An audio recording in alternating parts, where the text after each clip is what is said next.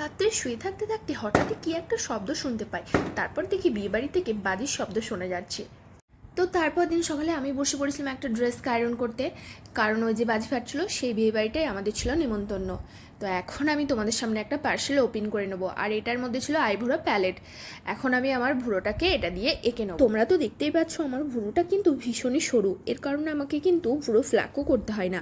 আর ওই যে আইভুড়ো প্যালেটটা দেখালাম, এটা দিয়ে আমি এখন আমার ভুরোটাকে একটু মোটা করে নেবো, কারণ আমার মোটা ভুরো দেখতে না ভীষণ ভালো লাগে। তো এখন দেখো আমার সাজুগুজু পুরোপুরি কমপ্লিট হয়ে গেছে। চুড়িদারের সঙ্গে ম্যাচিং করে আমি চুড়িও পরে নিয়েছিলাম।